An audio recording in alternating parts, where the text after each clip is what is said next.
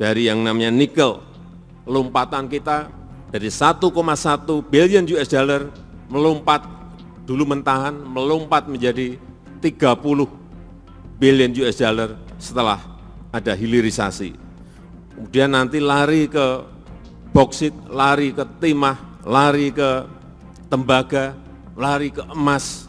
Kalau ini betul-betul secara konsisten kita kerjakan, jadilah kita negara maju.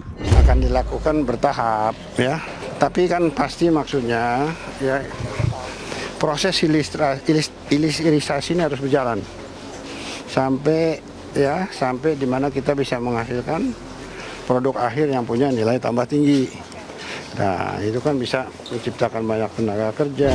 Jadi kami ini Indonesia kita ya ada dalam posisi kira-kira antara 10 sampai 12 dari penghasil emas dunia.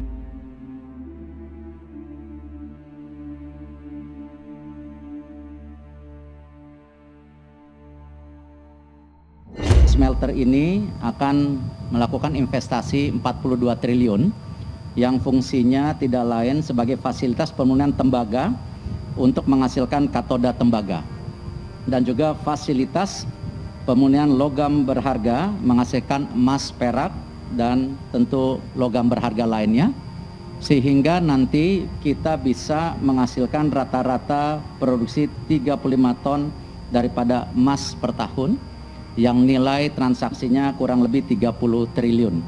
Intinya kalau kita bicara hilirisasi memang harus dilihat masing-masing mineral secara spesifik. Industri yang lebih hilir lagi yang perlu kita pikirkan untuk bagaimana supaya industri yang lebih hilir lagi muncul di dalam negeri. Nah, kemudian disitulah kami ini kalau dari segi penambang produk akhirnya adalah sudah metal gitu kan. Bagaimana sekarang kemudian emas ini sebagai bahan akhir dari industri tambang kemudian bisa diolah oleh industri hilir lainnya, yaitu contoh misalnya jewelry atau industri elektronik yang membutuhkan emas juga dan lain sebagainya, dan juga mungkin bisa saya berbicara dengan Pak Menko Ekonomi mengenai ide untuk membentuk bullion bank.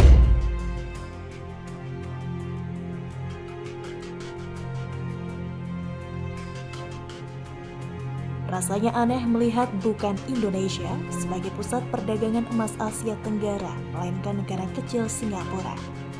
Padahal Indonesia memiliki harta kekayaan alam yang melimpah.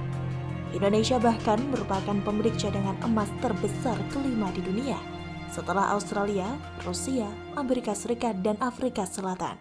Artinya Indonesia berperan penting dalam penyediaan bahan baku emas dunia.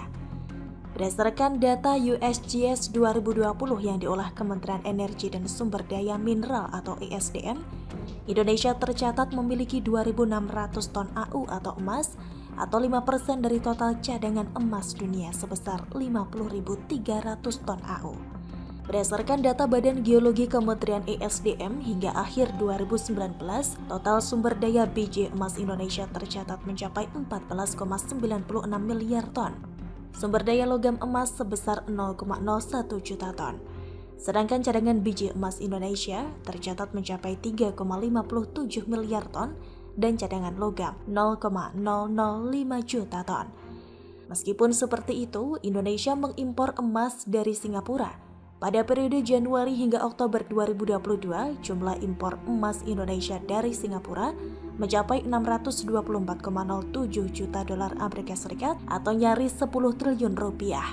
Menteri Koordinator Bidang Perekonomian Erlangga Hartarto mengatakan bahwa kebanyakan emas Indonesia dikirim ke Singapura, kemudian dikirim lagi ke Indonesia. Sehingga hampir seluruh industri emas biayanya adalah tolling fee. Artinya emas yang diimpor oleh Indonesia sebenarnya emas hasil alam di bumi pertiwi. Untuk itulah Jokowi ngotot melarang ekspor komoditas emas. Jokowi ingin dilakukan hilirisasi agar komoditas tersebut memiliki nilai tambah.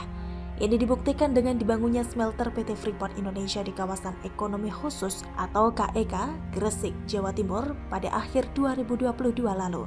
Selain untuk menghasilkan katoda tembaga, smelter ini juga akan digunakan sebagai fasilitas pemurnian logam berharga yang menghasilkan emas, perak, dan logam berharga lainnya.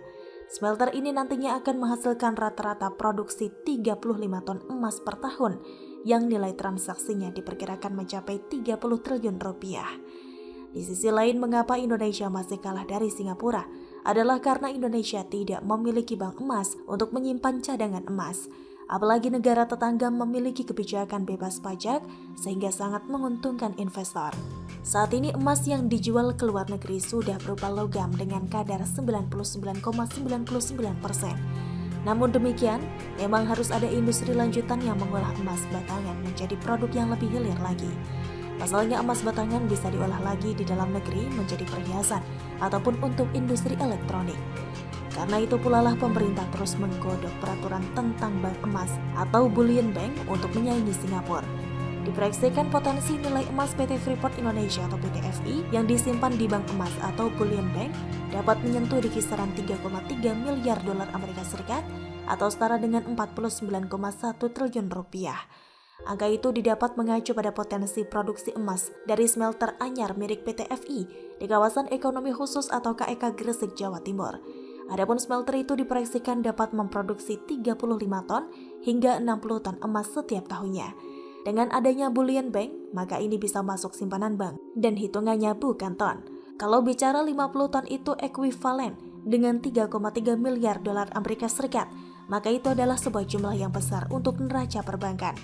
Dengan demikian, dia berharap kemajuan proyek smelter PT FI itu dapat mengamankan seluruh rantai produksi hulu hingga hilir konsentrat tembaga di dalam negeri nantinya. Hampir semua yang dilakukan oleh pemerintahan Jokowi merupakan hal yang produktif yang berdampak jangka panjang bagi pertumbuhan ekonomi. Oleh sebab itu, tidak kaget jika iklim investasi di Indonesia naik peringkat menjadi layak investasi dan melihat berbagai fakta yang ada. Menjadi tidak heran jika sebagian besar masyarakat Indonesia merasa puas terhadap Jokowi.